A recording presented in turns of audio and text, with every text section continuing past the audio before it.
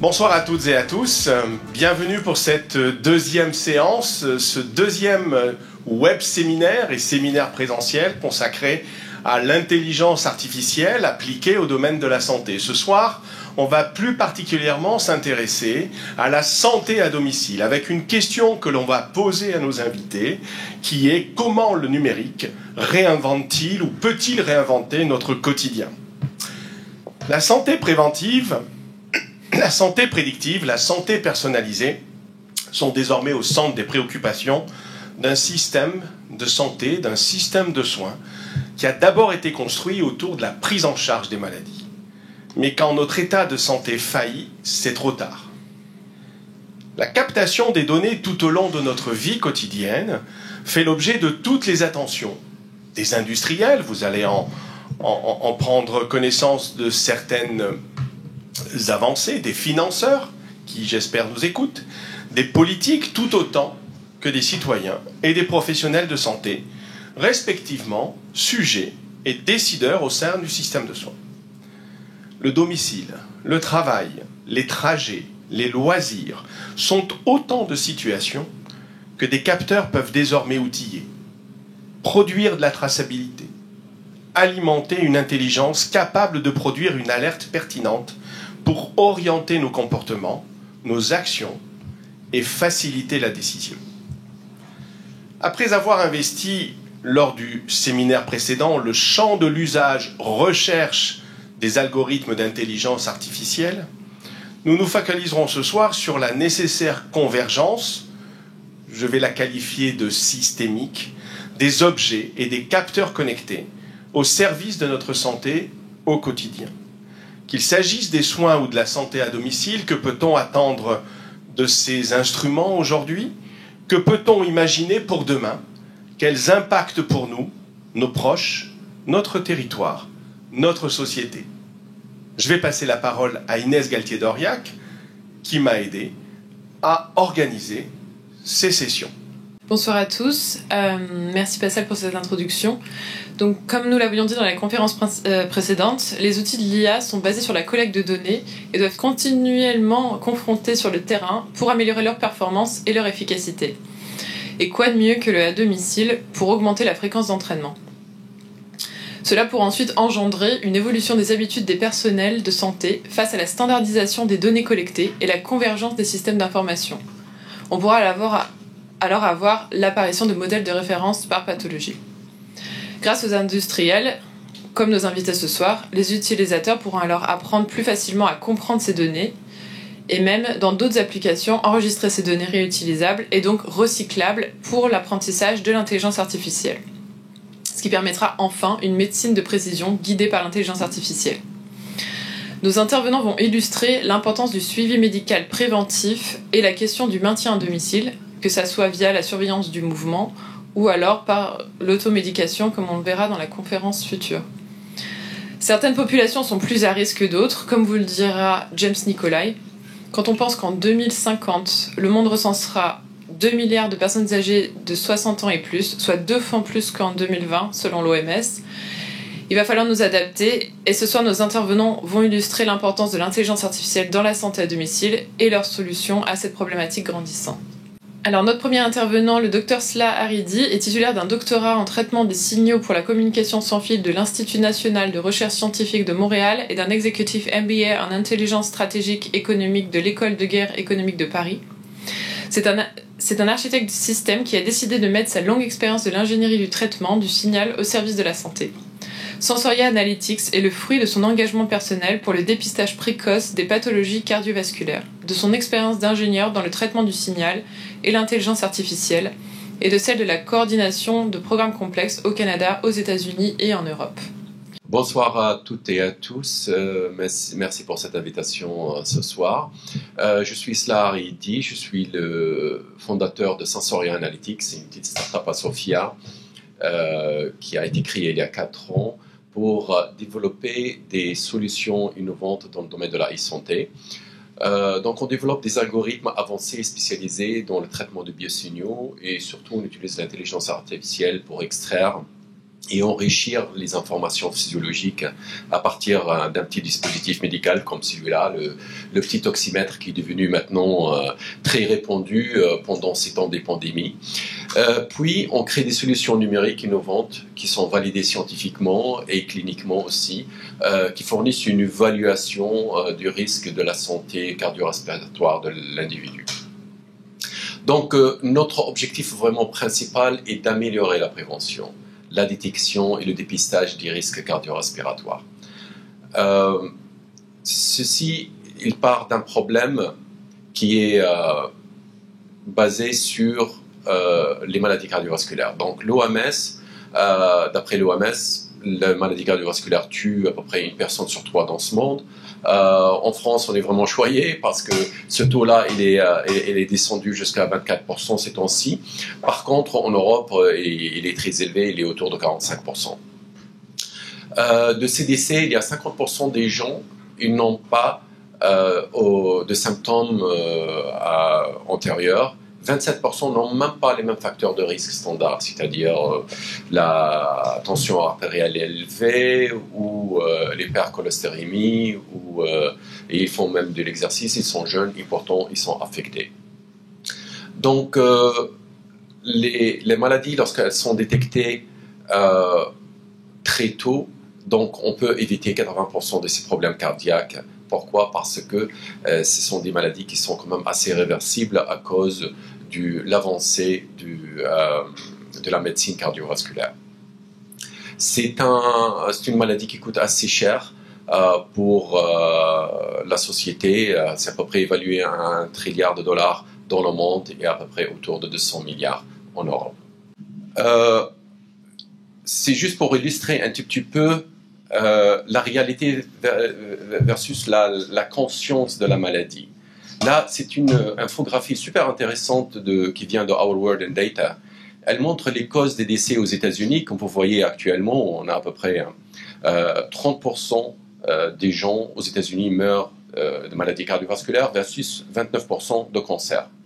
Par contre, à côté, vous voyez, il y a la recherche Google des mots-clés qui reflète sur les 10 dernières années la recherche des gens à propos de cette maladie-là. C'est-à-dire, c'est une réflexion de la conscience, de la prise de conscience de la maladie. Vous voyez, les maladies cardiovasculaires, les gens cherchent à peu près 2,3% versus 35% pour le cancer. Pourquoi? C'est humain, parce que le cancer, on voit la personne s'affaiblir de jour en jour, on voit perdre du poids, perdre ses cheveux, donc on est un peu, quelque part un peu angoissé, on va aller chercher encore plus. Par contre, c'est très rare vraiment d'entendre même des gens que vous connaissez qui ont des hypertensions, ils ne vont pas vous le dire, quoi. De temps en temps, vous entendez quelqu'un qui a eu une crise cardiaque et voilà, et après ça passe. Donc la prise de conscience, elle est incroyablement hyper importante. Elle est reflétée aussi au niveau des médias. Vous voyez les médias aussi aux États-Unis ou en Europe aussi, ils reflètent pratiquement les mêmes pourcentages. Donc grosso modo, à cause de la maladie, elle est vraiment très silencieuse. Donc on s'est dit pourquoi pas utiliser la technologie pour essayer d'alerter encore plus. On est toujours attaché à ce téléphone. Le téléphone représente à peu près un méga ordinateur dans nos poches. Il est sous-utilisé à 95% juste pour regarder des vidéos, regarder les nouvelles et tout ça. Mais finalement, il a un pouvoir de calcul énorme qui pourrait nous aider à interpréter certains signes vitaux pour pouvoir avoir plus d'informations sur notre état, quoi. Donc, on a créé CardioSenstis. CardioSenstis, c'est une application qui est couplée à un oxymètre. Cette fois, c'est un oxymètre filaire qu'on utilise beaucoup dans le domaine médical. On travaille beaucoup avec ceux qui offrent des solutions de cabines de téléconsultation pour remplacer leur oxymètre par le nôtre, et qui utilisent les derniers développements en matière d'intelligence artificielle et traitement de signal.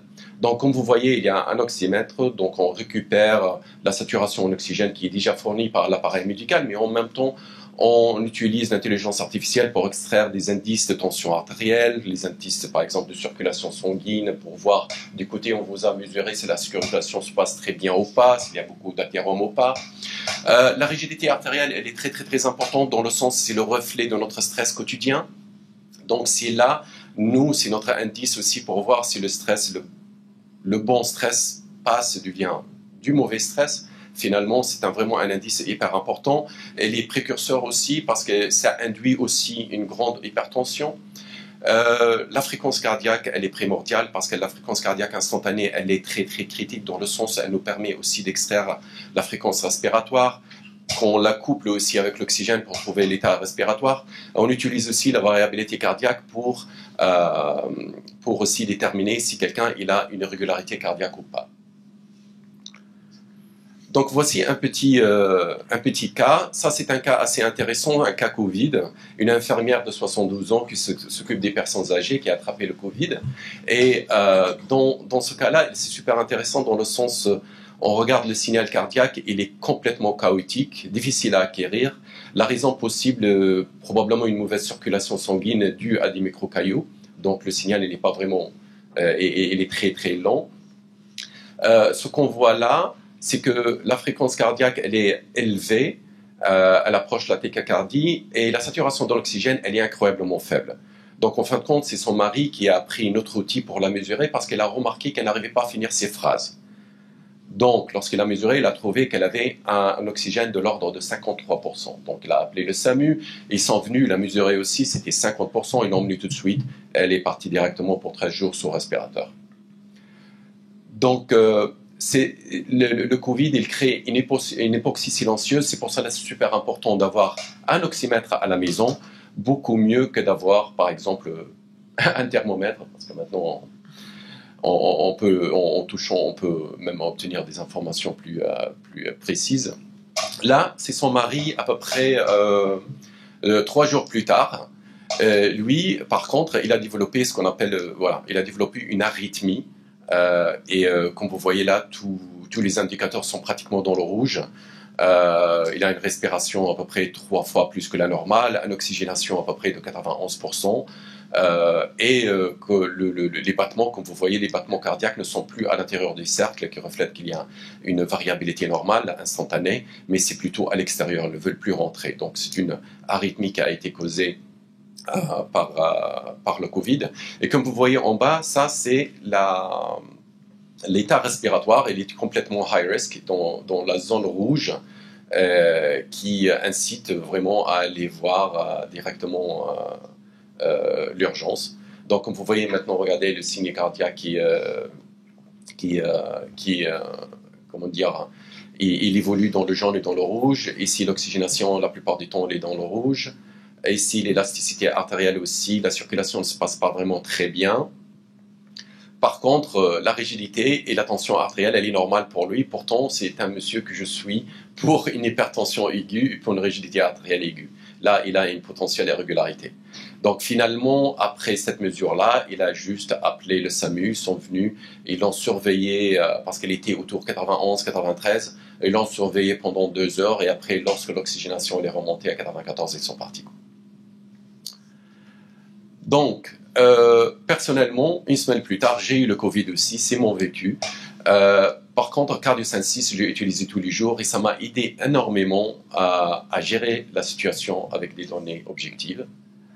Le deuxième point, c'était d'identifier exactement le moment propice pour aller visiter les urgences, parce qu'à cette époque-là, il y avait une saturation des hôpitaux. Par contre, il y a un autre point hyper important que j'étais étonné que ça arrive, c'est d'atténuer l'anxiété chez les membres de la famille. J'ai 3 enfants, ils sont à bas âge, ils étaient incroyablement hyper inquiétés de voir leur père complètement dans sa coquille, n'arrive pas à respirer. Et finalement, ma femme, elle a pris l'oxymètre, elle les a mesurés, elle a remontré que voilà, papa maintenant il est dans le jaune, on lui donne du doliprane pour baisser la fièvre.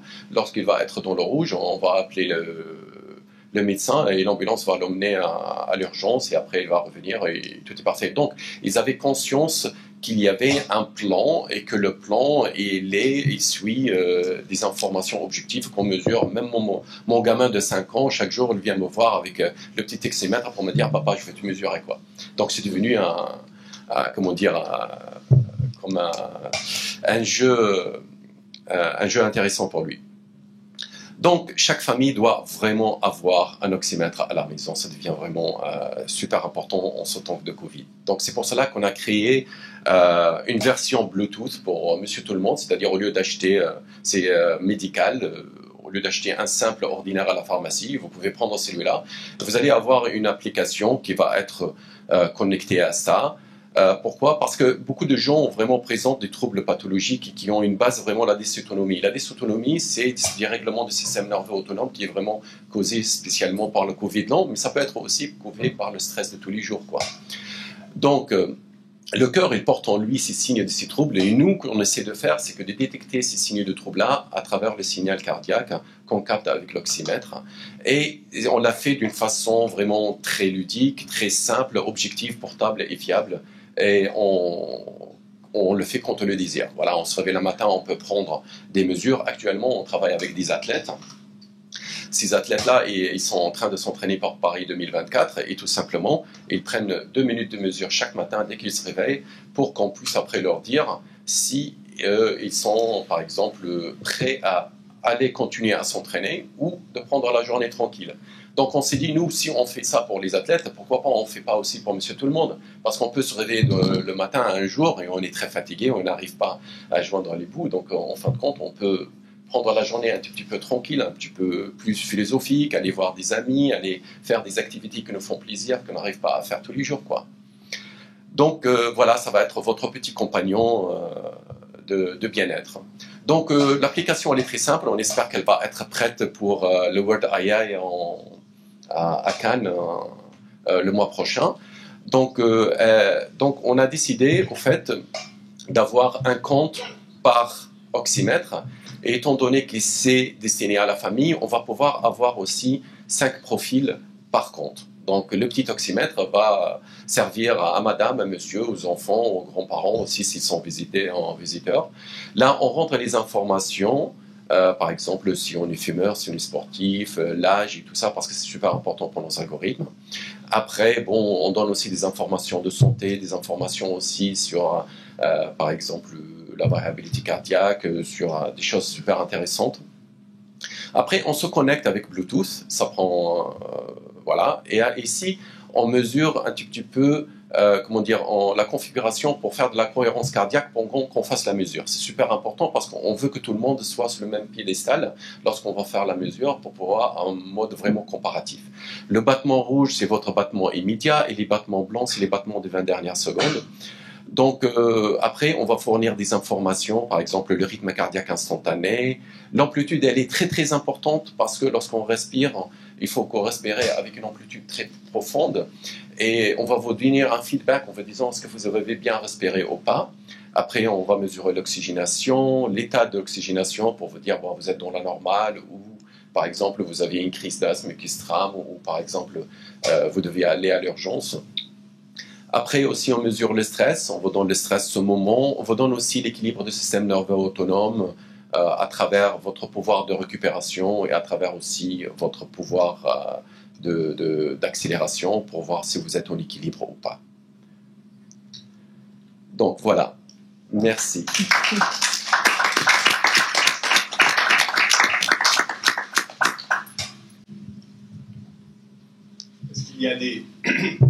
Est-ce qu'il y a des questions dans la salle? Est-ce qu'il y a des questions sur Internet? Oui. Le micro, s'il vous plaît. Il est là. Merci beaucoup pour votre présentation. J'ai une question. J'aimerais savoir où est l'intelligence artificielle du coup dans votre solution. Ok, donc nous on fournit à peu près plusieurs signes vitaux. L'intelligence artificielle, elle est lorsqu'on estime la tension artérielle, on est obligé vraiment d'utiliser l'intelligence artificielle, essayer de trouver l'aiguille dans la botte de foin. On utilise aussi pour les régularités cardiaques. Donc c'est ça les deux aspects vraiment sur lesquels on utilise l'intelligence artificielle. Autrement, on ne peut pas utiliser l'intelligence artificielle à toutes les sauces. Et c'est surtout dans le domaine du signal, ce qu'on appelle time series, qui sont obtenus à travers les dispositifs médicaux. On utilise vraiment beaucoup de traitements de signal avancés. C'est des techniques qu'on utilise dans les télécoms depuis 30 ans, qui a avancé la technologie des télécoms jusqu'à date. Et en le combinant avec l'intelligence artificielle, avec ces outils, en fin de compte, qui nous aident à faire de l'analyse prédictive, là, on arrive vraiment à des résultats hyper précis. Par exemple, comme la détection, par exemple, des irrégularités, on y a une précision de l'ordre de 93%, quoi, qui est vraiment super génial, parce qu'il y a des gens qui ont des irrégularités et ne le savent même pas, et juste mettre le doigt dans l'oxymètre, au bout de 30 secondes, on peut l'avoir avec une précision de 93%, c'est vraiment génial, quoi. Voilà. Est-ce qu'il y a d'autres questions? Le micro est derrière, donc c'est enregistré pour... Oui, une question. Quelle est votre cible? Je comprends que vous dites qu'il faut pareil par famille, mais j'imagine que vous avez probablement des ambitions de travailler avec des entreprises, avec... Oui, on a deux produits. On a le premier produit, c'est CardioSensis, qui est d'ordre médical. Celui-là, c'est pour les professionnels de santé. Pour le moment, on est en mode certification médicale, donc on ne peut pas le vendre directement aux professionnels de santé, mais on peut l'intégrer avec des fournisseurs de solutions de téléconsultation en attendant la certification. Donc ça, c'est vraiment notre core business, le B2B. Là, c'était juste basé sur notre expérience personnelle, et j'ai trouvé qu'il y a à peu près autour de moi, et quand même c'est des universitaires, c'est des intellectuels, et ils ne savent même pas c'est quoi un oxymètre. Et ça, tu dis, bon, il y a un petit souci. Alors, on est en période de pandémie, le seul truc que peut nous aider, c'est vraiment ça. Parce que c'est ça qui va nous dire si on a une hypoxie silencieuse ou pas. Vous voyez, c'est ça qui va nous dire, hey, c'est urgent, va aller tout de suite à l'urgence, au lieu de traîner, de dire, oui, c'est juste une fièvre, elle va passer, quoi. Donc, voilà, la fièvre, on peut en avoir tout le temps, mais une fois qu'on a une fièvre, il vaut mieux vraiment surveiller l'oxygénation. Et les organes, comme vous le savez, si ça manque d'oxygène, ça peut être assez endommagé au bout de quelques heures. Donc, c'est une urgence. Donc, voilà, je me suis dit, on a un moteur d'algorithme qui est utilisé dans le domaine médical, et pourquoi pas le prendre et le mettre dans la main de monsieur tout le monde. Mais cette fois, on va donner l'information d'une façon ludique, tout simplement, sans créer des hypochondriaques, quoi. Voilà, on va dire, je ne veux pas vous dire que vous avez des artères rigides. Tout le monde ils ont l'artère rigide pendant la journée parce qu'on est à fond, on est en train de faire quelque chose. Mais je veux dire tout simplement, en ce moment, le stress sur votre cœur, il est un peu notable. Il faut prendre action. Voilà, il faut agir. Et en ce moment, on pèse un petit peu sur le frein et on va faire autre chose pour changer les idées. Moi, personnellement, lorsque j'ai commencé à faire mes algorithmes, j'ai travaillé dans ma mezzanine.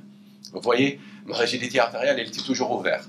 Le jour où je prends à peu près 1 heure de voiture pour venir à Sofia et déposer mon fils au collège, j'arrive, ma rigidité artérielle est au rouge. Et là, la prise de conscience, elle va changer tout. Là, je m'arrête, je vais aller prendre un café, je vais essayer de parler avec d'autres collègues, je reviens et le tour est joué. Je me remesure et ça baisse. Donc, la prise de conscience, elle est énorme. Tout est dans notre tête. En fin de compte, il faut vraiment savoir ce qui se passe pour pouvoir agir. Et nous, ce qu'on veut faire, c'est offrir aux gens, avec un outil simple, ordinaire qui existe déjà, c'est de rajouter de l'intelligence pour tout simplement créer cette prise de conscience. Voilà. Est-ce que vous pensez que ça serait utile dans les EHPAD? Ça serait très utile dans les EHPAD dans le sens où est-ce qu'on va aider les seniors à respirer mieux. Parce que plus on vieillit, plus on respire mal. On respire très superficiellement et on respire très rapidement. Donc nous, avec nos algorithmes qui détectent vraiment c'est quoi le taux respiratoire, si c'est rapide ou pas, et on détecte l'amplitude, si c'est profond ou pas. Il y a des études qui démontrent si on respire, on fait des amplitudes pendant un cycle respiratoire moins que 10 battements par minute, on peut être sujet à des tensions artérielles. Si on est plus que 13, on est complètement exclu de la zone de tension artérielle. Donc, ça veut dire, lorsqu'on prend des profondes respirations, on relâche les artères. Si on relâche les artères, le cœur n'a pas besoin de pomper du sang avec beaucoup plus de pression. Voilà. Donc, l'intérêt pour les seniors, ce serait vraiment de les aider à faire de la cohérence cardiaque et de leur donner un biofeedback pour dire s'ils le font bien ou pas. Par contre, ça serait intéressant pour les infirmiers qui, eux, s'occupent des seniors. Là, ils peuvent voir beaucoup plus de signes vitaux que eux peuvent les interpréter de façon beaucoup plus importante et le reporter au médecin. Voilà.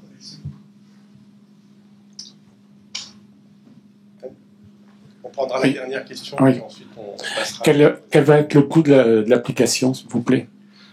Pour le moment, on vise un coût vraiment assez bas, à peu près de l'ordre de 149 €, avec une application qui donne vraiment pas mal d'informations, celles que vous avez vues. Et après, ce qu'on va faire, tout simplement, on va rajouter de nouvelles fonctionnalités et on va rajouter aussi du stockage. C'est-à-dire, on aimerait bien stocker vos données dans des serveurs sécurisés. Et là, on va pouvoir vous offrir du coaching, on va pouvoir vous offrir aussi de nouvelles, des articles, des analyses supplémentaires individualisées et personnalisées. Super, Voilà. merci. Donc, ça va être la première étape, ça va être juste un... Disponible quand? J'espère le mois prochain. Au gros, BA, il va me passer. Ok.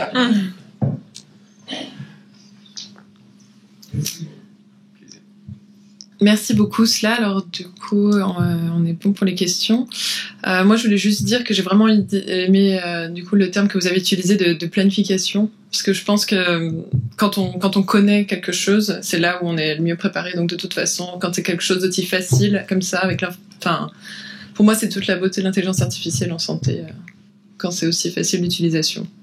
Et la pandémie l'a bien montré, donc merci. Alors, notre deuxième intervenant, donc Nikolai James, donc qui a eu un Bachelor of Science in Business Administration, qui est directeur et cofondateur de Nodeus Solutions, qui a été créé en 2019. Donc, la start-up de Jeff Nikolai a été pensée et fabriquée à Cannes-sur-Mer.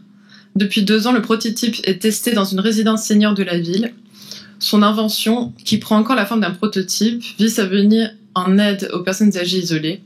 Et grâce à des capteurs discrets, l'appareil détecte des changements de comportement qui pourraient indiquer une mise en danger ou une perte d'autonomie. Son objet Cocoon ne comprend ni caméra, ni micro, ni bracelet. Et a été créé donc pour ne pas être intrusif. Donc merci beaucoup et je vous laisse continuer là-dessus. Merci à vous. Bonjour, merci Inès. Merci de nous accueillir, parce qu'il y a toute une équipe derrière. Nous sommes 7 et nous sommes nés à Cagnes-sur-Mer, pas loin de Sophia Antipolis.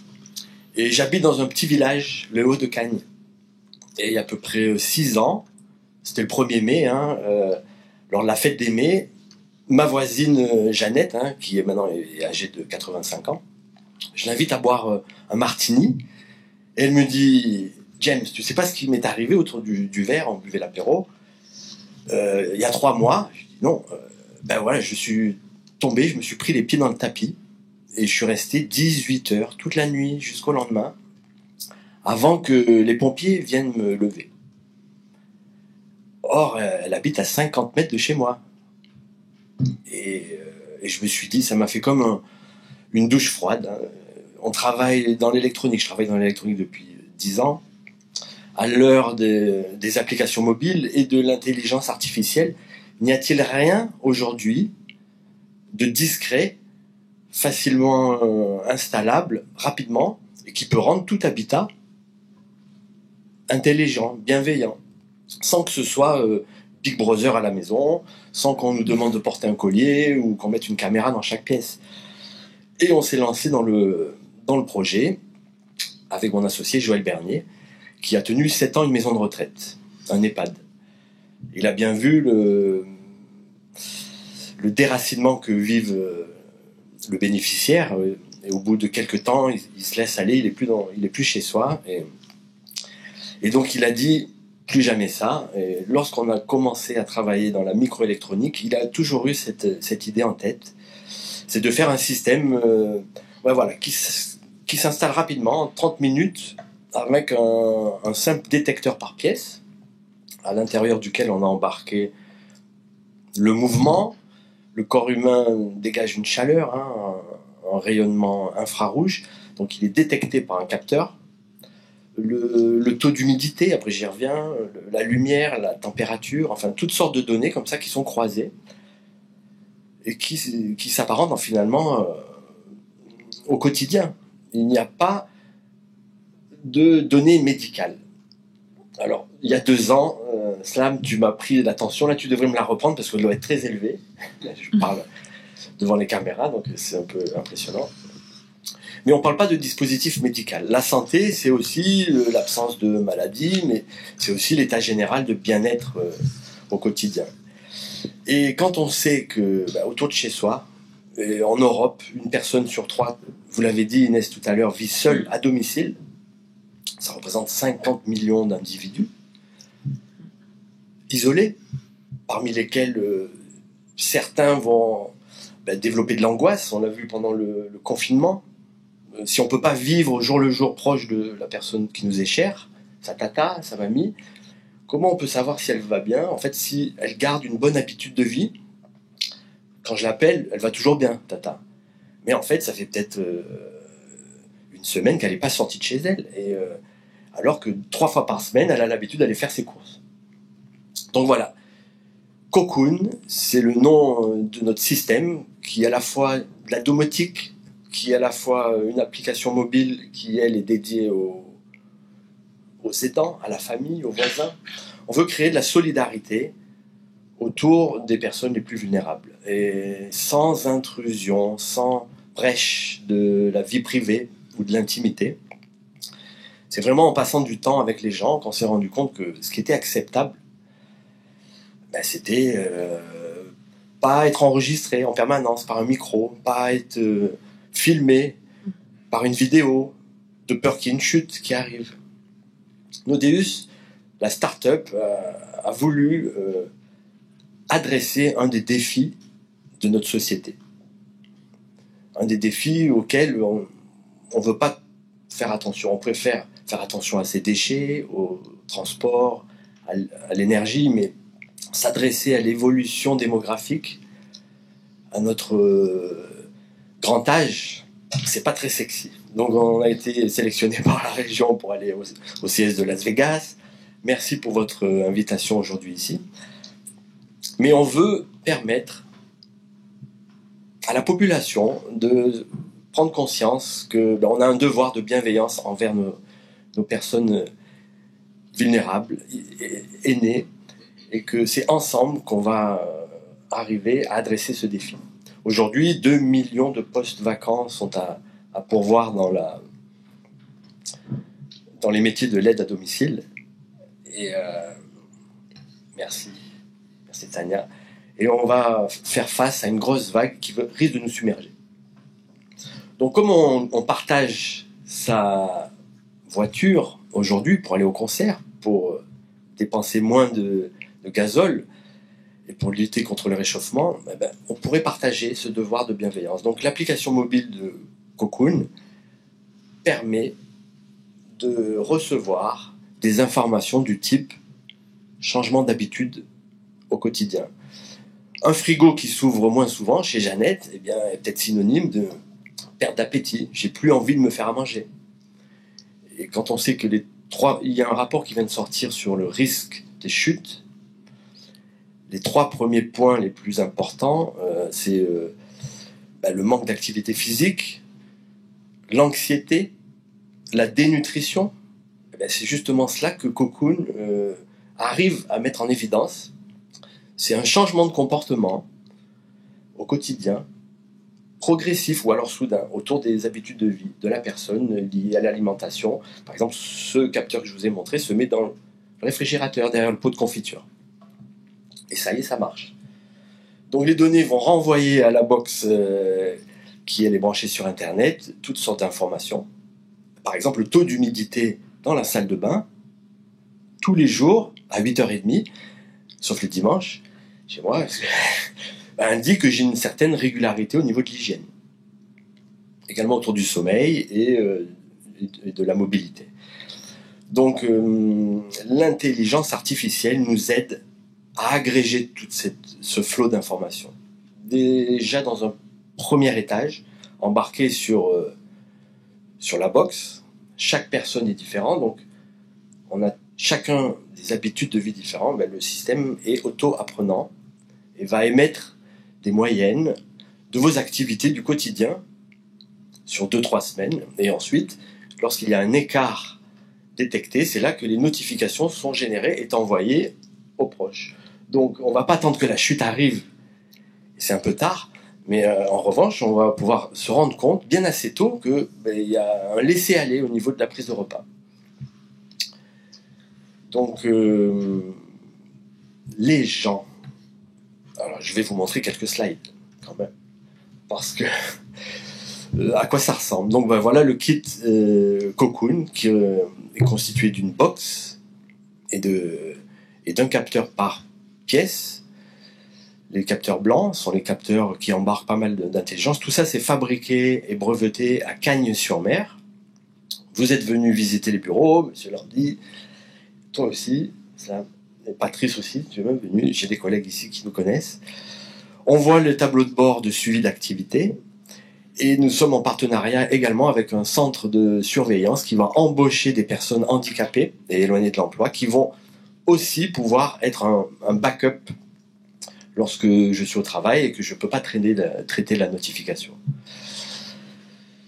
On est en test avec le CCAS de Cagnes-sur-Mer depuis 2 ans. La métropole de Nice également nous a fait un partenariat pour équiper jusqu'à 40 appartements et des installations sont également placées à Grasse dans des résidences seniors. On présente aux personnes intéressées en quoi consiste le système. Évidemment, la première main qui se lève, c'est « je ne veux pas Big Brother à la maison. J'ai ma vie privée, Mais lorsqu'on explique qu'il n'y a pas d'enregistrement micro, qui vous épie tout le temps, qu'il n'y a pas de vidéo, il n'y a pas de caméra et il n'y a rien à porter, finalement, c'est rassurant. La personne se sent, et ce sont les mots-clés qui reviennent, développe un sentiment de sécurité, se sent moins seule et cultive une certaine confiance. Alors, je ne suis pas médecin, mais je pense qu'au long cours, l'impact sur la santé est plutôt bénéfique. Les aidants autour d'eux, eux, avec l'application mobile dans la main, se sentent investis d'une mission de faire plus attention à l'autre. C'est comme si on me donnait un relais, et que maintenant, même si j'ai plus ma mamie, aujourd'hui j'en ai 5. Parce que j'ai plusieurs bénéficiaires, et c'est moi qui suis le référent. Donc aujourd'hui j'ai 5 mamies, avant j'avais 2 mamies et 2 papis. Et donc on a bien vu que l'acceptabilité, c'est le centre de nos attentions. C'est le respect de l'homme, de son intimité. Et on a passé plus de temps finalement avec les gens. Vous voyez les réunions qu'on a organisées dans les résidences. On est devenu intime avec nos volontaires qui nous ont permis d'installer le système. Et aujourd'hui on a ce recul. Après 2 ans et demi de tests, voilà, un 2 pièces est équipé en 30 minutes. Les capteurs sont posés et ça y est, le système est plug and play, c'est-à-dire on le pose et ça tourne. Et on a passé plus de temps finalement avec les gens qu'au bureau à faire de l'électronique. Nous avons un brevet là-dessus parce que cette idée date pas d'hier. Nous venons du monde de l'électronique, mais c'est grâce à des chercheurs de Sophia Antipolis, l'INRIA, avec lesquels nous travaillons. Il y a 15 ans, ils avaient créé une maison intelligente au CSTB, également partenaire du consortium qui avait fait évoluer des personnes dans un environnement bourré de capteurs. Mais il y en avait tellement il y en avait même sur la bouilloire. Alors nous sommes arrivés à faire un système vraiment léger, discret, qui va être évolutif évidemment. Si demain on a détecté les premiers signes de fragilité, quelque chose qui ne tourne pas par rond, c'est là qu'on va pouvoir prendre des mesures complémentaires et agir.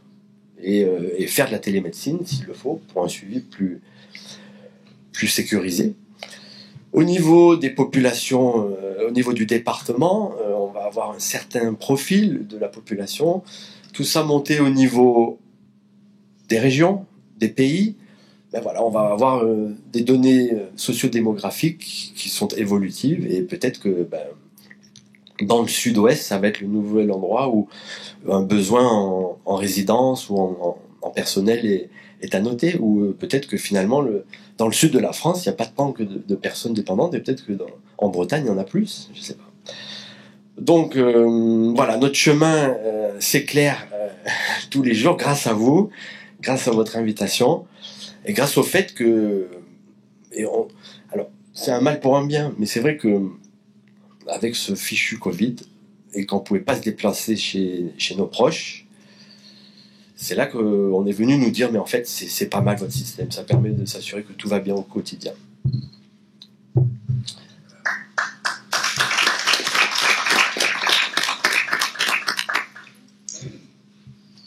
Est-ce qu'il y a des questions? Donc, on va faire l'intelligence artificielle, le micro, on va le mettre là.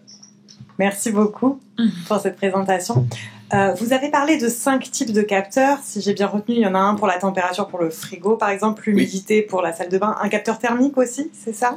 Alors voilà, les capteurs de mouvement qui permettent de s'assurer qu'il y a toujours de la vie, du mouvement. Il y en a un par pièce. Ce sont des capteurs thermiques infrarouges, en effet. Et les 2 autres, du coup?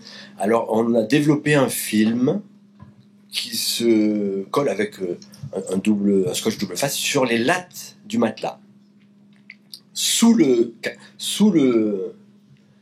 matelas. On a des concurrents américains, ils ont fait un capteur de lit pour la qualité du sommeil et ils mettent ça sur le matelas. Ils ont jamais fait la sieste en été dans le sud. Ça colle à la peau. Donc, ce qu'on a réussi à faire, c'est vraiment quelque chose qui soit vraiment discret, facile à installer. Et donc voilà, le capteur de sommeil. Donc l'hygiène, avec le taux d'humidité dans la salle de bain et le taux de CO2 également. Et enfin, la mobilité. Les entrées-sorties de l'appartement. Et du coup, ma question par rapport à ces capteurs, c'est pour générer une alerte, est-ce qu'un seul capteur, un changement d'habitude sur un seul capteur va-t-il générer une alerte, ou est-ce qu'il faut un cumulé de plusieurs ou de tous les capteurs pour générer l'alerte? Certains, notamment celui du réfrigérateur, indiquent, rien qu'à lui seul, voilà, s'il n'y a pas de changement de comportement au niveau de la prise de repas. Donc oui, il y a un capteur qui donne déjà de l'info, le capteur de sommeil également, les entrées-sorties du lit, les heures de coucher, les heures de lever, et le nombre de sorties en moyenne dans la nuit, à lui seul également indique des comportements ou des activités. Après, c'est en corrélant plusieurs... Alors, un risque de chute, par exemple, c'est une corrélation de plusieurs capteurs. Plus de mouvement dans aucune pièce, pas de présence dans le lit, pas de sortie de l'appartement, et plus rien qui bouge depuis 2 heures. Alors, où on va mettre le curseur? Voilà, ça, professeur, on a besoin de continuer le travail avec vous. Bon. Merci. Moi, j'avais une question concernant l'apprentissage qui est fait sur ces capteurs. Étant donné que vous enregistrez rien et qu'il y a quand même une grande variabilité qu'on peut observer dans la vie quotidienne, comment est-ce qu'est fait l'apprentissage pour que justement, s'il y a un élément qui est juste de la variabilité dans la vie quotidienne, qu'il ne soit pas détecté comme une alerte? Alors, il n'y a pas d'enregistrement vidéo ou de micro de votre voix, mais il y a un enregistrement des datas, des données, donc des signaux, c'est des on-off, un mouvement, une porte qui s'ouvre du réfrigérateur. Ça, c'est enregistré sur une année coulante, pour pouvoir faire des comparatifs entre une journée et hier, entre une journée et la semaine dernière, et l'année d'avant, et le mois d'avant. Et c'est là qu'interagit l'algorithme. Donc il y a des enregistrements de données. Est-ce qu'il y a une autre question?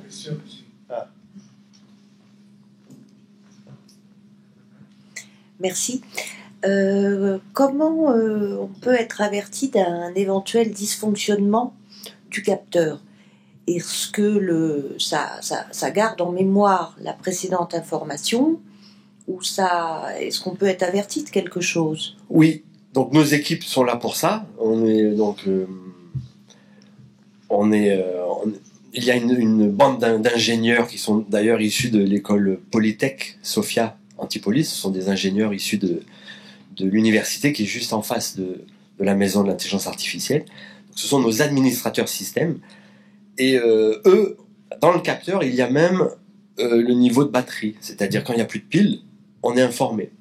Quand le capteur tombe, j'ai oublié de dire qu'il y avait un accéléromètre aussi. Pas pour porter sur la personne, mais parfois la personne peut vouloir arracher le système. Et donc là, nous, les administrateurs sont informés dès qu'il y a un capteur qui n'a plus de pile ou s'il est tombé, par exemple.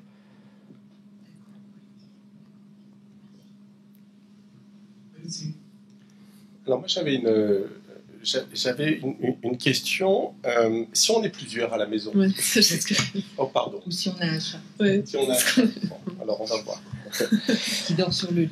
Alors. Et qui se promène la nuit, faisant des mouvements. Voilà, donc justement, on a eu chez René le chat qui. C'est plus Jeannette. Et non, parce qu'on a plusieurs. René, elle a un chat. Et je cite que les prénoms parce que tout est anonymisé. Il y a un respect de la vie privée. Oui. Salut René. Et donc alors ? Et donc, elle a un chat. Donc, les détecteurs prennent que les 3/4 haut. Donc, et sur le lit, c'est au-delà de 25 kilos. Et, mais il y a un calibrage qui se fait lors de l'installation.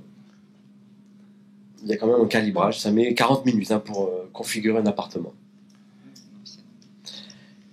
Alors j'avais une autre question, parce qu'en fait finalement on voit une certaine progression. On a quelque chose qui semblerait être autonome, avec une prise de décision de la part de l'usager directement.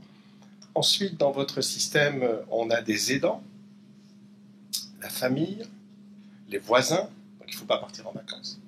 Et puis dedans, il y a aussi le système centralisé qui va récupérer de la donnée.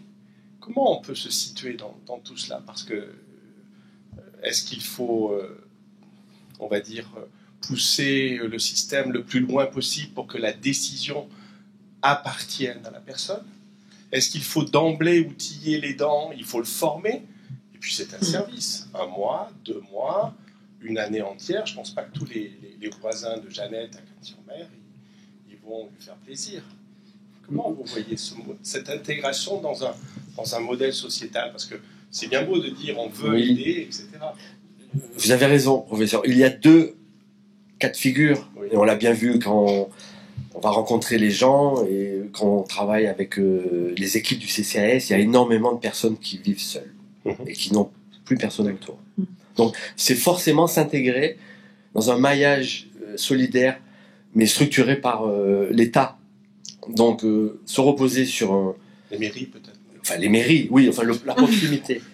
Mais je veux dire que ce soit voulu par l'administration et coordonner tout ça autour d'un centre névralgique, on va dire. J'ai parlé d'un partenaire de télésurveillance qui peut être en bout de chaîne, car comme moi, je suis détenteur de l'appli, par exemple, je reçois les infos. Oh là là, mais je suis en voyage d'affaires, je suis à Paris et j'ai rien je peux pas faire face et je suis seul. Donc heureusement qu'il y a le PC de sécurité qui lui va pouvoir faire la levée de doute ou alors déclencher les interventions auprès du SAMU. Et on veut ce modèle solidaire même dans le poste de contrôle. Voilà, on veut créer de l'emploi et on veut former des bienveillants. Et on veut embaucher des jeunes éloignés de l'emploi, des personnes handicapées. Il y a 10 000 pompiers et gendarmes aujourd'hui handicapés qui pourraient par exemple donner un peu de leur temps, 2 heures par jour, et assurer un monitoring d'une certaine population. On rêve d'une population française qui bienveille à la frange la plus vulnérable. Donc vous avez un modèle technique et un modèle sociétal, un modèle solidaire, un modèle économique. Vous travaillez donc tous ces éléments-là de front. C'est un tout. Oui. C'est à la base de l'entreprise, du projet. Il faut déjà que ce soit humain. Il faut que ça soit utile. J'aimerais pas que l'IA remplace notre devoir d'entraide. Je veux que ce soit au contraire, hein, que ça puisse m'aider. Au contraire, que ça suscite plus. Moi, je suis utopiste. Hein, je veux retrouver la solidarité qu'on a perdue dans les 30 dernières années. Avant, on faisait attention à son voisin. On voyait les volets fermés. On tapait. Il y avait quelque chose qui tournait par an. On a perdu cette humanité. Quoi qu'on y revient. Moi, je crois au progrès dans tous les sens. Grâce à l'IA, mais je crois également au progrès de notre société. Je ne crois pas tout ce qu'on voit à la télé. Bien. Merci pour ce message humaniste. Bravo. Merci. Alors, il m'appartient de vous parler de la prochaine intervention qui va se faire en binôme avec Patrice Coutard, fondateur et Chief Executive Officer de Baudio, et de Marie Zoualaga, qui est maître de conférence à la chaire Eurecom. Alors, Patrice est un scientifique du sport, passionné de e-santé. Il a été entraîneur d'équipe nationale de football, donc ça c'est pour le fun.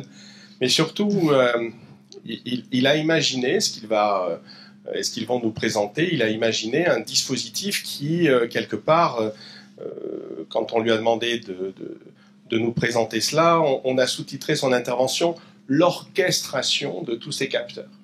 Parce que finalement, vous comprenez qu'on a une logique qui est une logique propre à chaque capteur, une logique qui est une intégration plus sociétale, et puis une logique que vous allez voir avec Baudio sur ces cabines de télémédecine. Patrice, Maria, c'est à vous. Alors, il faut mettre le micro devant. Et merci pour votre invitation. Mets bien le micro, s'il te plaît. Désolé. Excusez-moi, mais je suis bec, donc mais c'est pas donc un exercice facile pour moi. Mais merci là pour cette invitation et cette introduction.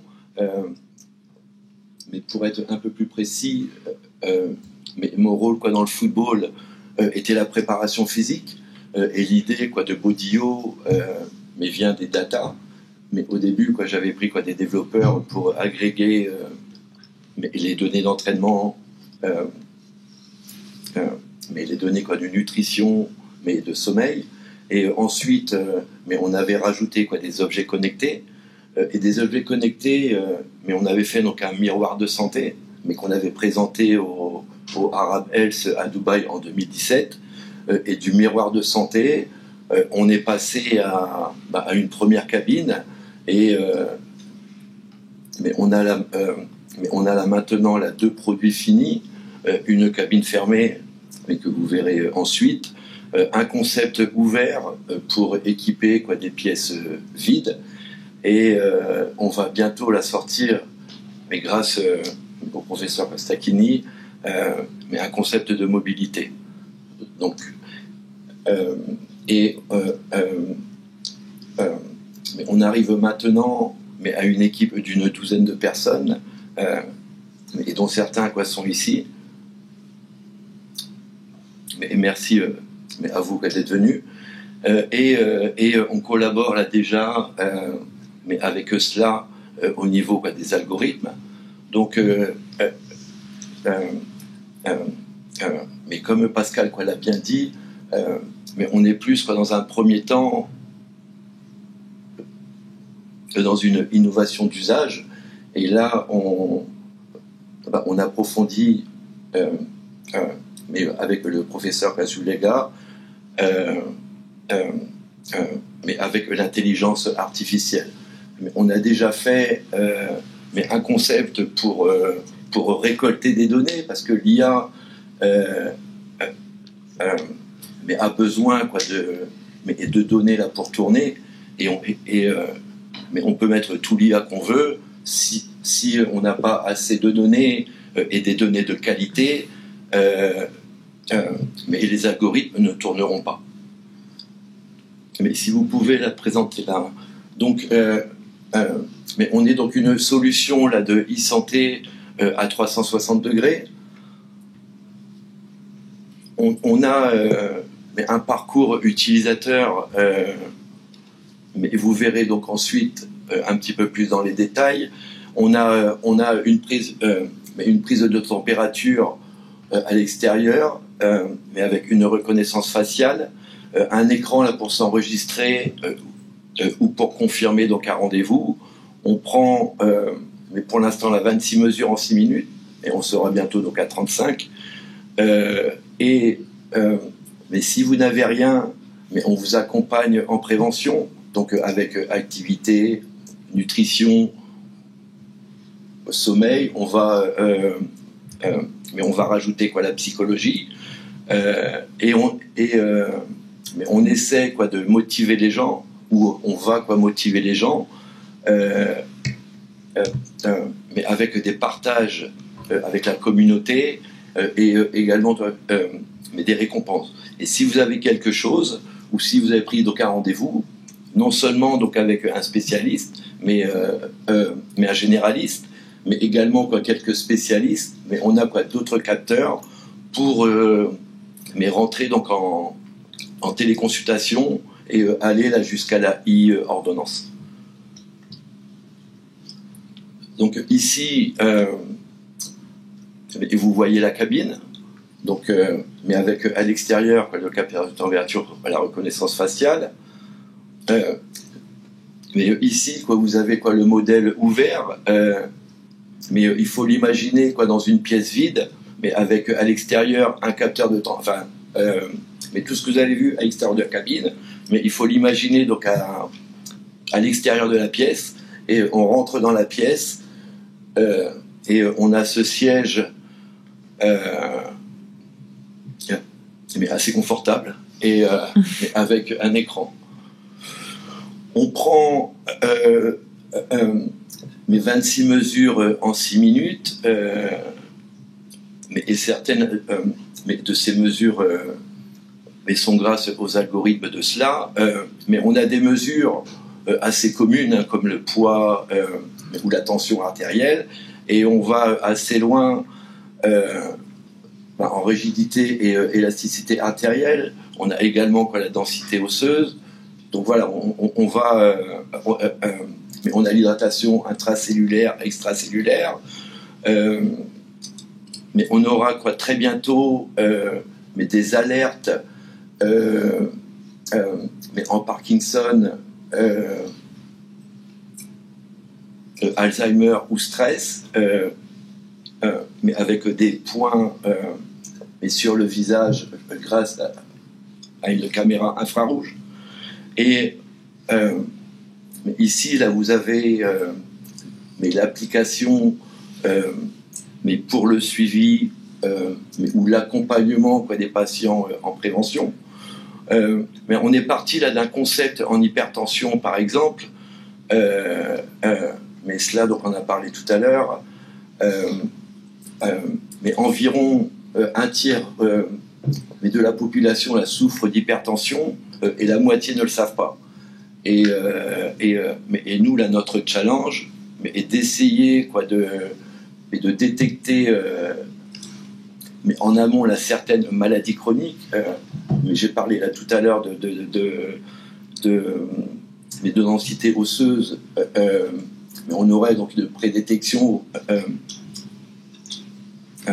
mais de l'ostéoporose, et tout mettre en place pour mais retarder un maximum mais l'apparition mais de la maladie chronique.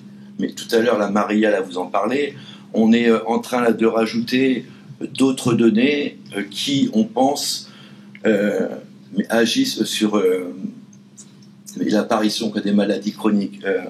Mais par exemple, les antécédents familiaux, mais, ou le milieu socio-culturel, parce qu'en fonction du milieu socio-culturel, mais on ne mange pas la même chose, mais on n'a pas là, forcément les moyens de manger la même chose. On a également, mais James en a parlé, mais la qualité de l'air ou la qualité du sol là, qui peuvent également influer mais au niveau de l'apparition de ces maladies chroniques. Donc voilà, mais on essaye là, de tout mettre en place pour accompagner les gens et retarder un maximum l'apparition de ces maladies.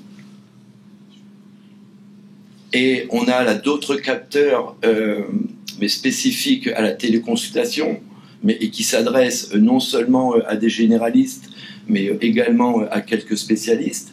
On a un otoscope au niveau là, des oreilles, on a un spiromètre, on est en train de rajouter un test auditif, un test visuel, on a un ECG, mais au niveau des cardiologues, enfin voilà, on a... et en mars dernier, mais on a décidé là, de tout redévelopper, mais de zéro, là, parce qu'on avait des outils un petit peu désuets, mais on avait du .NET ou du Xamarin, donc, mais on a tout mis en open source pour pouvoir, mais intégrer tout nouveau sensor assez rapidement, et de deux, mais pouvoir recevoir ou envoyer mais des données, mais avec n'importe qui. Enfin, mais bien sûr, des données anonymisées, mais et sécurisées. Mais en France, mais on est très sensible à toutes ces datas. Pardon, ça m'est... Et mais maintenant que je vais laisser la parole au professeur Kazoulega, mais qui va rentrer mais un peu plus en détail au niveau de l'IA. Merci Patrice. Merci.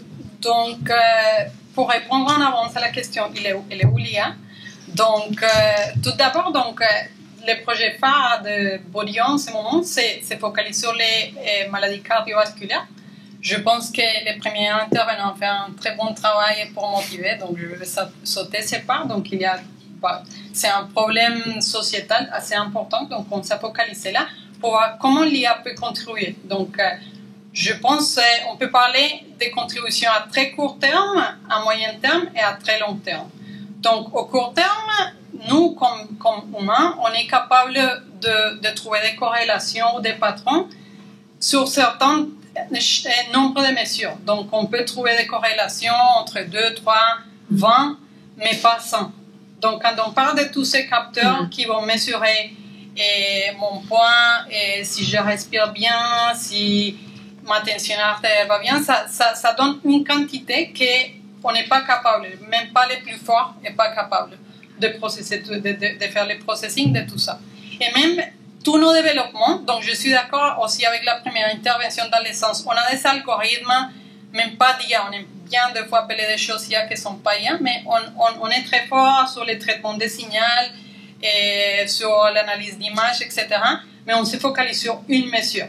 Donc on pourrait utiliser l'algorithme pour analyse des séries temporelles, pour analyse d'images, mais on n'est pas capable de mettre tout ensemble. Donc la première tâche de l'IA, c'est comment on peut mettre tout dans une grande boîte et trouver des patrons, des comportements que nous, on n'est pas capable de voir, même si on a l'algorithme le plus fort, et pour l'image, pour les séries temporelles, etc., on n'est pas capable d'exercer ce type d'information. Donc ça, c'est la première partie où l'IA va nous aider. Deuxièmement, c'est une tendance assez très récente grâce à le grand succès de l'IA, c'est est-ce qu'on peut faire confiance à l'IA. Donc, c'est une chose que même l'OMS et l'Union européenne viennent de sortir de recommandations sur comment nous rassurer que si j'ai une alerte, je dois faire confiance. Donc, si je dois vraiment paniquer, on ne sait rien, ou qu'est-ce qu'on fait. Donc, on commence à développer des liens pour surveiller que l'IA marche bien. Donc, c'est la deuxième chose qu'on essaye de mettre en place, de s'assurer que ces méthodes qu'on va développer sont robustes. Donc, si je vais à la télécabine, et ça peut être des problèmes parce qu'un capteur ne marche pas. Donc, ça que cette IA surveillant va faire, c'est dire non, attention, il ne faut pas faire attention, ou si vous n'êtes pas sûr, appelez les médecins. Mais ça que je vous dis aujourd'hui, il faut se méfier un peu. Donc, ça, c'est au deuxième temps. Et à plus long terme, ça qu'on veut faire, c'est comment on mélange, comment on intègre tout ça qui est nouveau, donc tous ces dispositifs chez moi, avec tout mon historique clinique, parce que maintenant on parle du monde dehors et le monde à l'hôpital. Il n'y a pas vraiment une connexion entre les deux. Et ça tout mon historique clinique va donner des informations assez importantes à tout ça qui se passe à la maison. Donc, déjà en 2020, il y a un chercheuse à Stanford qui est très connu dans le monde de l'IA, donc elle s'appelle Fei Fei Li, avait fait un article qui s'appelle Comment apporter la lumière aux espaces cachés du monde de santé. Et donc ça qui veut dire, c'est comment on amène donc cette information qu'on a à la maison, que c'est très enrichissant parce qu'on va au médecin tous les 6 mois ou à chaque fois qu'on est malade. Donc comment on complémente tous ces deux mondes pour avoir une information sur nous plus complète. Donc ça c'est les projets à très long terme, et c'est les projets de notre doctorat en chiffres. On attend qu'à la fin, donc on aura réussi avec ces 3 étapes pour mélanger vraiment l'IA dans les cabines de Bodio. Et je vous donne la parole. Mais 2 petites choses aussi, mais on n'est pas là du tout pour remplacer les médecins, mais au contraire, on sait qu'ils sont là surchargés. Il y a un petit peu une pénurie de docteurs ou d'infirmières, mais on est là pour les aider, mais surtout pour les aider, mais à passer mais 100% de leur temps, mais entièrement mais sur le patient, mais ne pas être détourné du patient, mais par des choses mais un petit peu fastidieuses. Mais avec la mobilité également, mais on trouve mais que la e-santé, c'est bien gentil, mais il manque parfois mais un aspect humain et un contact, et notamment mais au niveau des déserts médicaux, on va faire en sorte donc que tous les tests ou toutes les consultations ou téléconsultations en désert médical soient accompagnés mais soit par une aide-soignante ou soit par une infirmière, mais de une là, pour apporter un petit peu mais ce qu'apportait avant le facteur ou le laitier là qui passait, mais également pour à la fin des tests ou à la fin de la téléconsultation, mais débriefer, parce qu'un écran de téléphone c'est froid, et les personnes, mais on n'est pas tous égaux vis-à-vis du savoir, mais il est important pour nous, mais également de débriefer, et on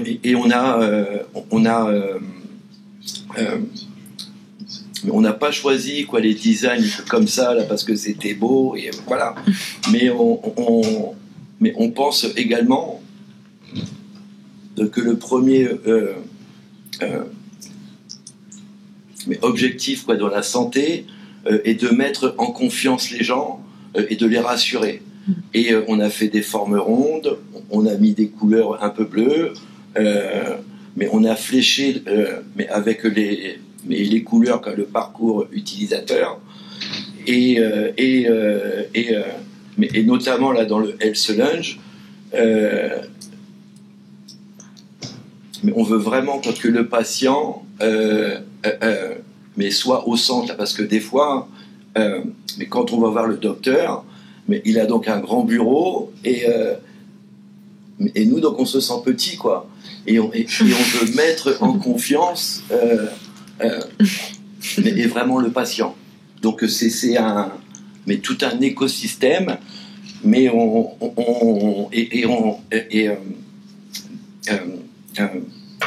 mais comme Pascal mais il l'a dit mais au début, mais on se veut mais une sorte d'intégrateur également de solutions, parce que si on suit les nouvelles technologies, mais il sort un nouveau capteur toutes les semaines, et on n'a pas forcément les moyens de suivre toujours les nouvelles technologies. Et on pense également que mais avoir une montre, mais avoir une balance, tout ça, mais on a besoin tous les 2-3 mois, mais de faire un checkpoint avec les mêmes appareils et les mêmes choses, d'où et tout quoi vous dire. Voilà. Merci beaucoup. Alors, on va prendre des questions. Je suis sûr qu'elles sont nombreuses. Allez, je me disais bien, l'apprentissage est vite fait. Merci beaucoup pour cette présentation. Merci pour les précisions sur l'intelligence artificielle. Même si James l'a dit tout à l'heure, c'est pas forcément tout ce qu'il faut regarder, mais je me posais une question. Est-ce que tous les capteurs que vous intégrez dans la cabine sont-ils des dispositifs médicaux? Est-ce que la cabine elle-même est considérée comme un dispositif médical? Alors, hélas, oui. Bravo. Enfin, hélas, parce que là, ça prend du temps. Enfin, mais toutes les solutions qu'on intègre, mais sont des dispositifs médicaux, et c'est important pour nous. Mais le seul frein qu'on a au niveau du marché européen, mais ce sont les certifications. Mais on se met donc aux normes 13485. On est en train de finaliser un marquage CE, mais classe 2 médical. Mais on a déjà passé les tests électriques, les tests mécaniques. On est en train de finaliser les tests électromagnétiques. Mais on a le SMQ et les études cliniques qui sont terminées. Mais je ne sais pas si vous savez, mais on a changé la loi au mois de mai. Mais on est tous, on est tous obligés de passer, mais ils donnent la priorité mais aux dispositifs déjà existants. Et en plus de changer la loi, mais ils ont réduit par 2 le nombre d'organismes notifiés, mais qui nous certifient. Donc, mais je peux vous assurer que c'est un chemin de croix, et on y est depuis maintenant 1 an et demi. On voit, mais on est dans la dernière ligne droite, et on espère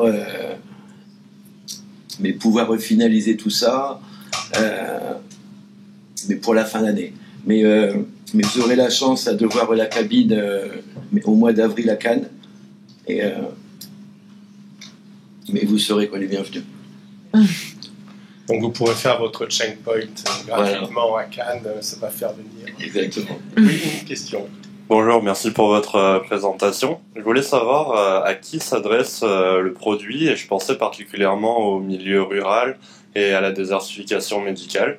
Est-ce que votre produit s'adresse à ces milieux-là? Oui, bien sûr. Enfin, mais on a des priorités, mais en fonction des zones géographiques. Mais bien qu'on n'ait pas, mais encore le marquage CE. Mais on a déjà ouvert l'Arabie Saoudite, les Émirats, mais le Canada, et on a fait donc une stratégie en fonction des certifications. Et on sait que sans rien, on peut ouvrir États-Unis, Canada, Japon et Moyen-Orient, mais avec seulement l'ISO, on peut ouvrir mais d'autres pays, et avec le marquage CE, on ouvre bien sûr l'Europe, plus également d'autres pays. Mais vous savez très bien que, mais à travers le monde, mais on a toutes sortes de systèmes mais médical. Mais on est soit du tout étatique au niveau des pays du Nord, ou soit du tout privé mais au niveau du Moyen-Orient ou des États-Unis. Mais en France, on est donc à peu près à 80-20, et en fonction des pays, mais on a mais des priorités différentes. Et en France, mais où 6% mais de la population. La vie dans un désert médical, c'est effectivement une de nos priorités. On est en train de discuter mais selon quoi l'avis de professeurs, une cabine comme la nôtre là, pourrait mais aider les anesthésistes, mais où on prendrait des mesures, mais également on aurait des formulaires. On a également les EHPAD en cible. On a aux États-Unis là par exemple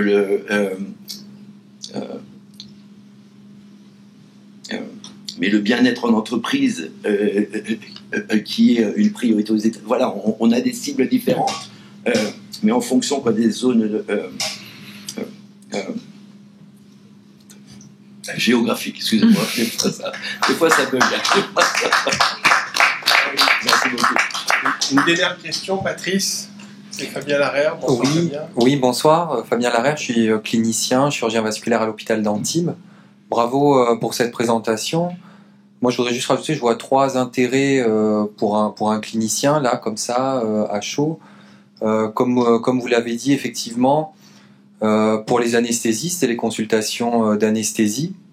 Donc, il faut savoir qu'il y a beaucoup de patients, et chaque patient qui voit un anesthésiste, on doit prendre les constantes vitales, et la fréquence cardiaque, la tension artérielle, les ECG, j'ai vu. Et donc ça peut aider beaucoup pour faciliter les infirmières qui aident les médecins anesthésistes pour la rapidité des bilans, puisque, comme vous l'avez dit, c'est 26 mesures qui sont faites en 6 minutes.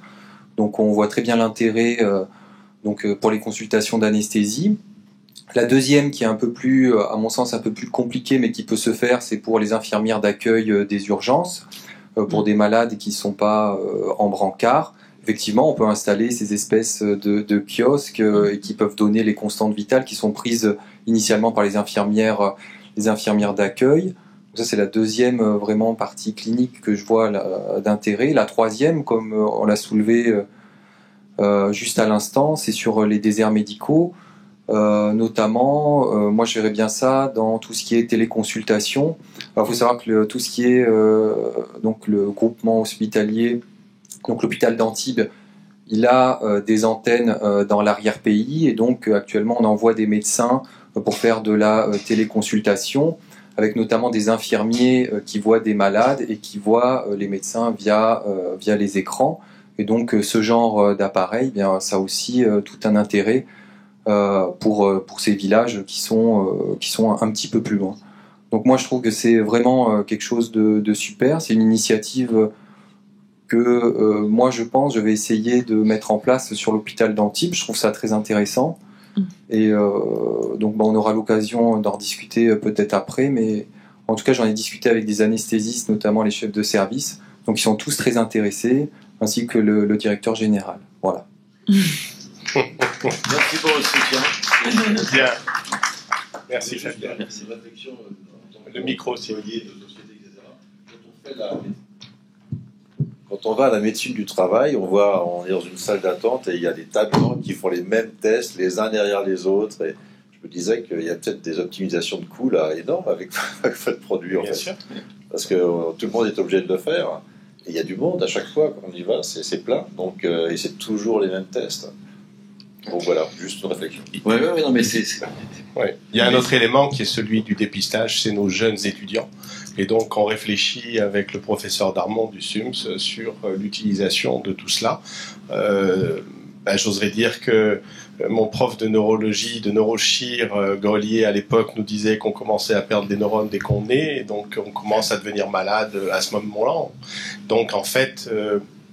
j'oserais dire que ces éléments-là sont extrêmement importants. En plus, il y a un conseil en termes de vaccination, de santé publique qui peut être fait avec tout cela, le dépistage des diabètes, le dépistage de l'hypertension, ça existe chez les jeunes aussi. Donc, je crois que c'est extrêmement important. Et l'idée ce soir était bien de vous montrer un petit peu comment on passait d'un capteur unique avec derrière des intégrations en 2 mots, et non pas en un seul. Et si vous le voulez bien, on va terminer ce tour de table avec Madame Isabelle Kabzak, qui est directrice adjointe au directeur de l'autonomie et du handicap au département des Alpes-Maritimes. Pendant 15 ans, elle a vécu différents postes administratifs et financiers, mais surtout, et ça c'est important, dans le suivi des établissements pour personnes âgées et pour personnes en situation de handicap. Et elle va conclure cette soirée sur effectivement ce que l'on peut imaginer comme stratégie au niveau territorial concernant l'usage du numérique. Madame Kabzak, c'est à vous. Bonsoir. Je vais d'abord en appeler à votre indulgence parce que je ne suis pas aguerrie à l'exercice, mais et surtout je n'aurai pas le même discours que les autres conférenciers puisque je ne suis pas ni médecin ni technicienne, mais effectivement le département est très volontaire dans la démarche Smart Deal et dans le cadre de son schéma départemental de l'autonomie, il a défini un certain nombre d'actions qui s'apparentent à du numérique, qui utilisent l'intelligence artificielle, le numérique, au service des personnes âgées et des personnes handicapées. Je ne sais pas si... Donc c'est un enjeu effectivement national, cette prise en charge de la perte d'autonomie. Je veux dire, ça fait partie effectivement, on entend parler de la fameuse loi grand âge depuis de nombreuses années. Donc c'est un enjeu national. Le numérique sert obligatoirement cette dimension-là. Au niveau départemental, c'est un enjeu également très important. C'est le premier poste de dépense au niveau du budget départemental avec près de 300 millions d'euros. Donc c'est particulièrement important et dans le cadre de ce schéma départemental de l'autonomie, je tiens à souligner qu'il a été défini dans une démarche inédite de collaboration et de concertation puisqu'il a fait l'objet d'une consultation à la fois des intéressés eux-mêmes mais de leurs aidants, des institutions qui les accompagnent. C'est plus de 1000 personnes qui ont participé à la définition de ce schéma au travers à la fois d'un diagnostic territorial complété par des enquêtes pour définir vraiment les besoins des personnes et également des groupes de travail spécifiques qui ont permis de définir des grands axes d'action. Vous avez les 5 axes que je décrirai les actions numériques, donc je vais vous faire grâce de l'énumération de ces 5 axes dans l'immédiat, mais également des groupes de travail qui se sont réunis pour des actions opérationnelles dans le but, pendant les 5 prochaines années, c'est vraiment ce schéma de l'autonomie qui a été voté le 17 décembre et qui pilotera la politique de l'autonomie du département pendant les 5 prochaines années. Donc si on prend le premier axe, le maître mot, c'est l'information, de manière à permettre l'accès aux droits. Il y a encore aujourd'hui, malheureusement, des personnes âgées, vous le disiez, seules, sans aidants, qui par défaut d'information ne sont pas accompagnées à la hauteur de leurs besoins. Et des familles qui ne savent pas, effectivement. C'est un domaine particulièrement compliqué. J'ai coutume de dire que le Code d'action sociale et des familles, je vais peut-être pas mettre devant le Code des impôts, qui est lui-même très compliqué, mais c'est un des plus complexes, alors qu'il s'adresse à des publics fragiles. Et on a effectivement ce défaut d'information, de technocratie, et le schéma a voulu s'en saisir pour moderniser effectivement cet accès à l'information, au travers notamment d'un site internet unique qu'on souhaiterait donc piloter par le département et la MDPH. J'insiste, le schéma en fait de l'autonomie s'adresse aux deux publics, les handicapés et les personnes âgées. Antérieurement, ça n'était pas le cas. Mais un site unique internet qui serait piloté par le département et la MDPH, mais qui permettrait à d'autres acteurs qui font également pour les seniors, au niveau par exemple de la CARSAT, des caisses de retraite, de l'aide au logement, au niveau de l'ANA, qui permettrait effectivement d'avoir des liens et sur une base unique d'accéder aux différents volets d'aide et d'accompagnement auprès des personnes âgées. Auprès des professionnels également, parce que bien souvent, la coordination entre les différents acteurs autour de la personne âgée ne sont pas simples. Il y en a de multiples, entre le médecin, l'aide à domicile, la famille, l'ensemble, qui doit avoir un partage véritablement d'informations autour de la personne, qu'elle soit handicapée ou âgée. Le département a également alors je ne sais jamais si c'est logiciel ou autre, mais Mes Démarches 06 qui permet effectivement aux usagers d'accéder à l'ensemble de leurs dossiers, de permettre des suivis en ligne de leurs demandes de prestations, que ce soit de l'APA ou de la PCH ou autre. De la même façon, dans le même sens, dans l'axe 2, il s'agit de prévenir les situations à risque. Nous en parlions en aparté tout à l'heure. La France, effectivement, est très bien dans l'espérance de vie, mais malheureusement est moins bonne dans l'espérance de vie en bonne santé et en pleine autonomie. Donc on a véritablement une prévention de cette perte d'autonomie à mener et des repérages de risques. Dans les actions numériques, on développe effectivement, une fois de plus, des plateformes entre professionnels, de l'innovation dans le cadre de la conférence des financeurs, qui est une conférence pluridisciplinaire qui met en place tout un tas d'actions de prévention contre la perte d'autonomie au bénéfice des personnes âgées sur l'ensemble du territoire, avec différentes actions d'activité physique, également de lutte contre la rupture, la fracture numérique. Donc, et au travers des actions, on pourra faire un recensement de l'ensemble de ces offres de prévention et pareil, avoir une plateforme unique pour permettre aux personnes âgées d'accéder à ces différentes actions. Je ne parle pas tout de suite de mon voisin 06 à du cœur parce que j'y viendrai ensuite. Le maintien à domicile, nous en avons parlé, c'est vraiment le mot-clé de ce schéma dans le sens où les personnes âgées, les personnes handicapées, les familles n'ont qu'une envie, c'est de garder leurs parents et de rester à leur domicile le plus longtemps possible, dans les meilleures conditions possibles. C'est vraiment la préférence domiciliaire qui est effectivement le maître mot de l'accompagnement de ces personnes fragiles. D'où effectivement la volonté de développer des nouvelles technologies à domicile. Vous avez parlé effectivement de la téléassistance, de différents capteurs de soutien. Et on souhaite effectivement développer ces technologies. Alors, j'ai un petit point de vigilance là-dessus, puisque, comme je l'ai dit, nous intervenons dans un cadre réglementaire qui s'impose à nous, qui est contraint.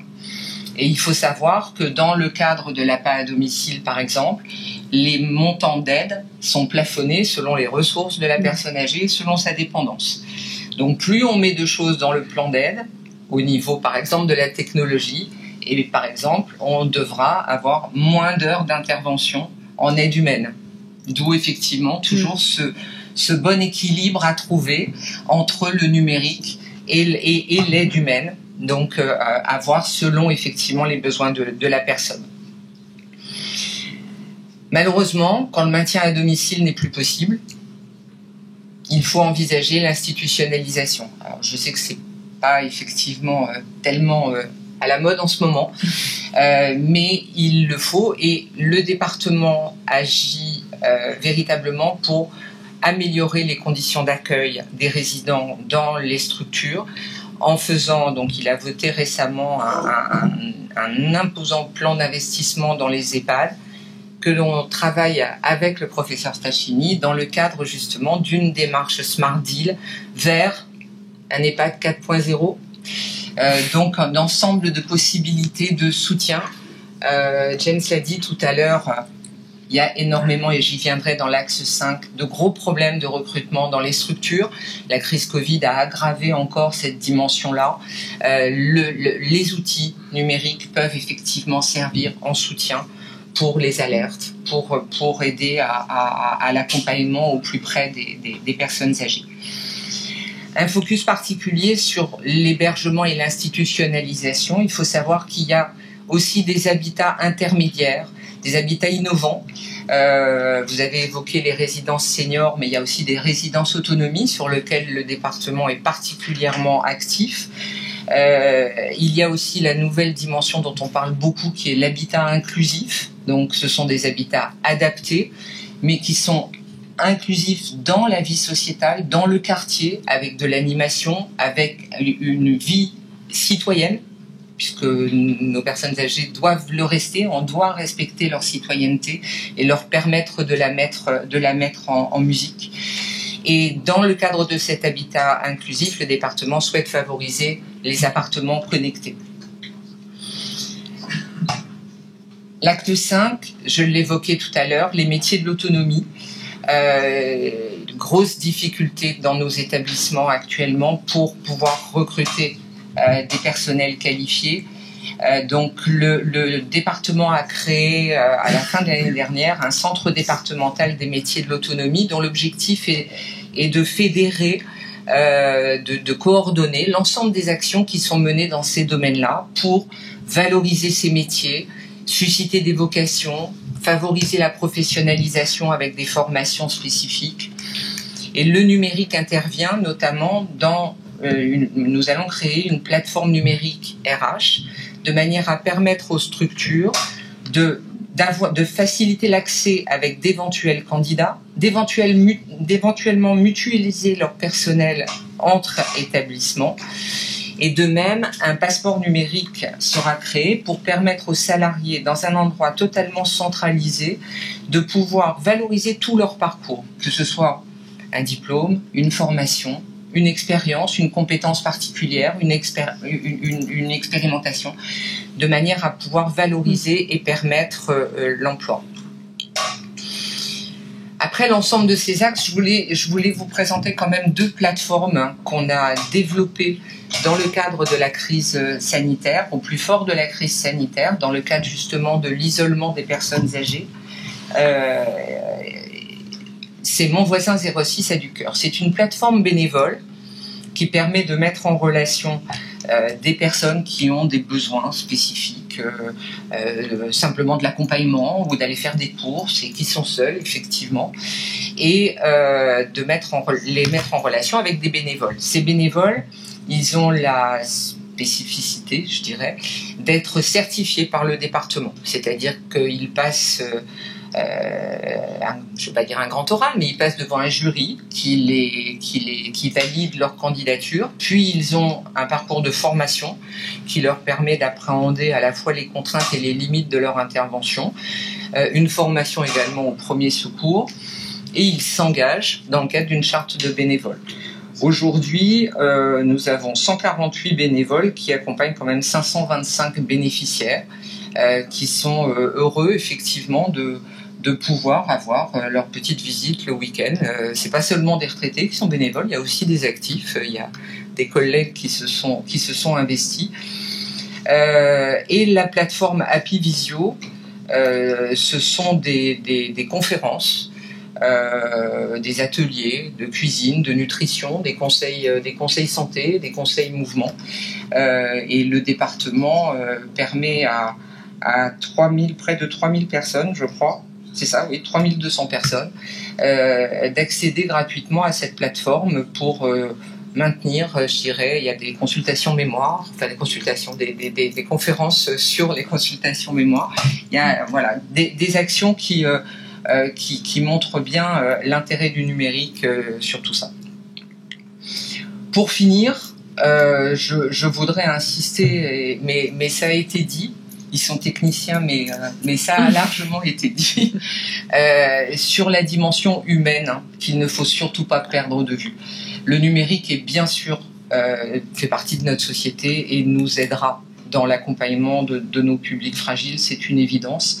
Mais le département ne perd pas de vue son chef de fila, il est chef de file de l'action sociale et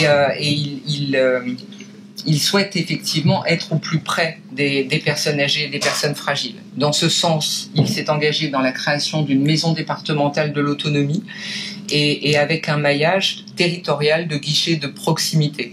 Le numérique, il faut l'accompagner.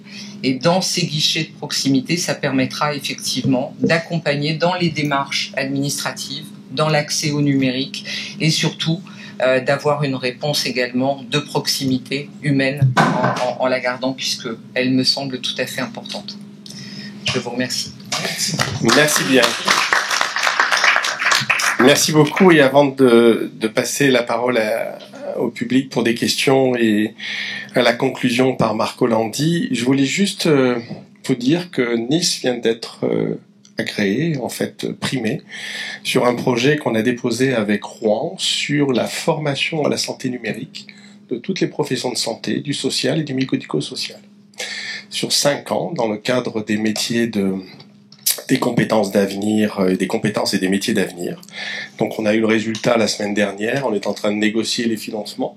Mais ça c'est un point important. Vous parliez effectivement donc du portfolio qui est un outil essentiel. Et donc on va essayer aussi de travailler sur cela.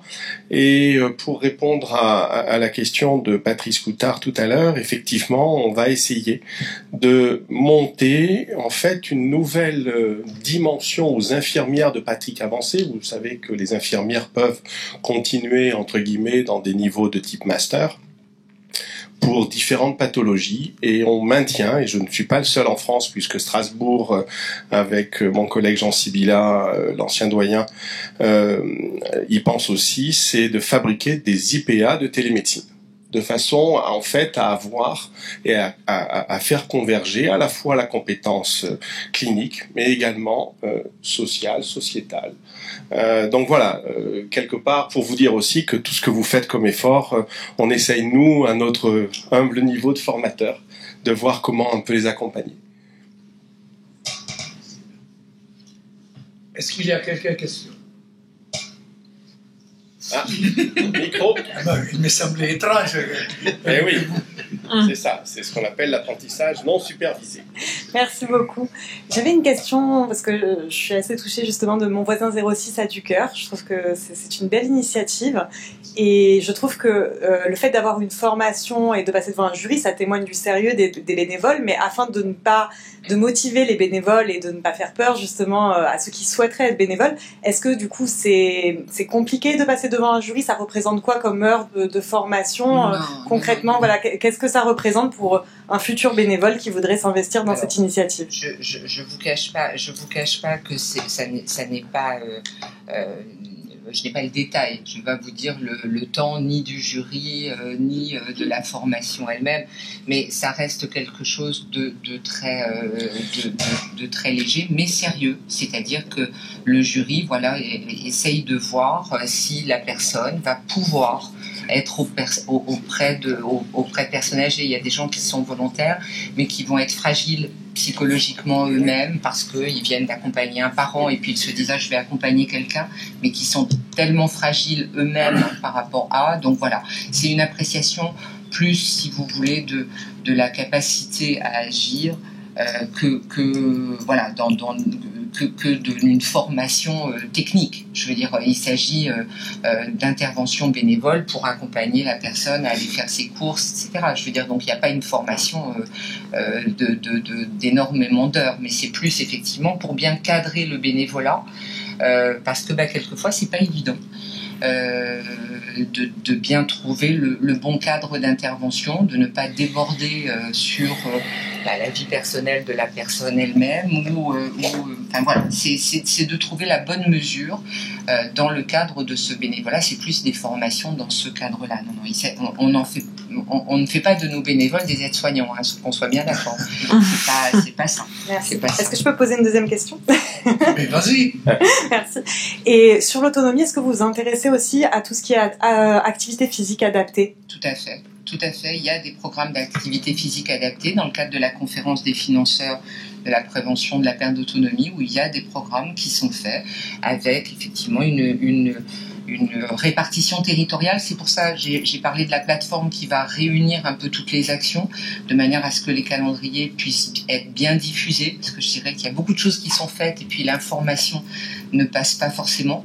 Donc le but est là, est de faire passer. Et il y a des interventions, des ateliers d'activité physique adaptée sur le haut pays, sur le site urbain et le littoral.